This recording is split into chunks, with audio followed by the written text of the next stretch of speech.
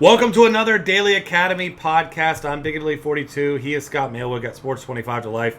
Talking about NFL strategy. This one particular is cash game strategy. Obviously, Scott wrote this. He's going to give you the rundown. He's got some great examples here to give you an idea and some perfect ways to execute what the strategy is here. So why don't you give us a rundown here of what you're looking at?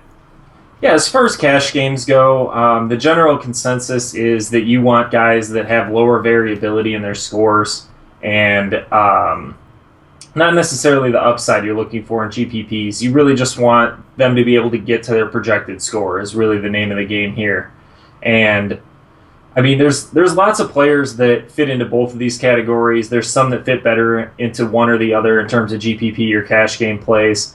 You kind of learn that as you go on, and you can kind of get a good idea of what type of player a guy is that season after a decent number of games. It gets a little bit tricky in the beginning of the season because you don't really know how teams are going to utilize players with their new personnel and stuff like that.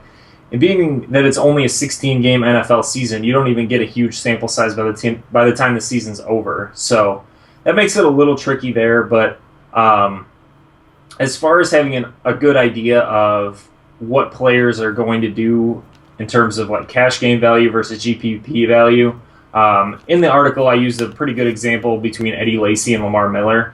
After the first couple weeks of each of these guys' seasons, it was pretty obvious what kind of years they were going to have in terms of consistency and stuff like that, where Lamar Miller had a little bit of a down week one with only a few fantasy points, but after that, he was basically rock solid.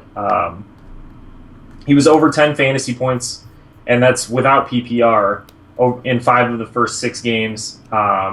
So you know that that's a really consistent guy that's going to turn out double-digit points most games, whether it's catching the ball, running the ball, scoring touchdowns, whatever it is. He was basically getting your 10 points every game, and that's about where he was priced at to be pretty effective, where Eddie Lacy, on the other hand, everyone knows he had a pretty slow start to last season.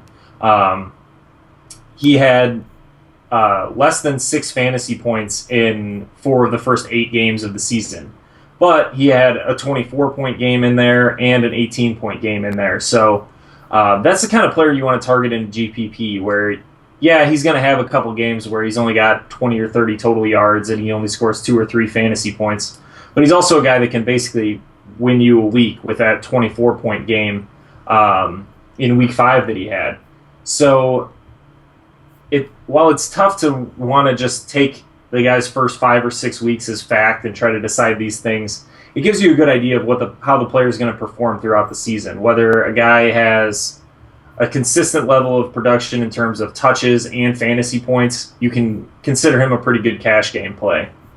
And the big thing that cash games come down to is opportunity, because while there's a lot of big play guys out there in the NFL, it's really hard to predict when their big games are going to be and when their big plays are going to come.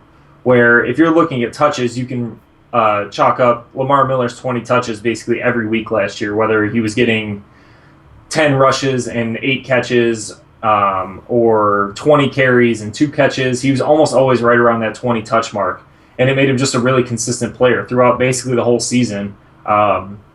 He was right around that double-digit fantasy point total, and his price never really got that high because he didn't have a big game until, I want to say, week 16 of last year, looking at this graph. That was his first 18-plus point game of the season, was week 16, and then he had an even better one, week 17. But prior to that, his price stayed pretty low all season, and he performed really consistently as a cash game play, and he was a guy that I used almost weekly because I knew he was racking up his 20 touches. As far as receivers go, that's more of a targets thing where you're looking for guys that are going to rack up 10, 12 targets rather than guys that are going to take 3, 4 deep targets and maybe turn one into a long touchdown, because it's just a lot harder to predict those long touchdowns than it is a guy consistently getting catches throughout the season.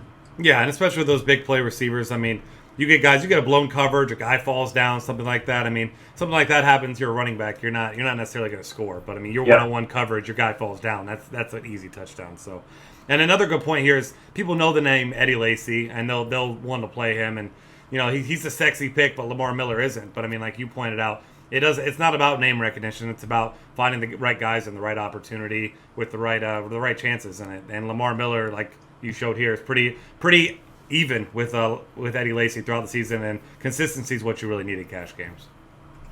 All right, that's going to wrap things up. Thanks for hanging out with us, and check out the rest of our Daily Academy videos.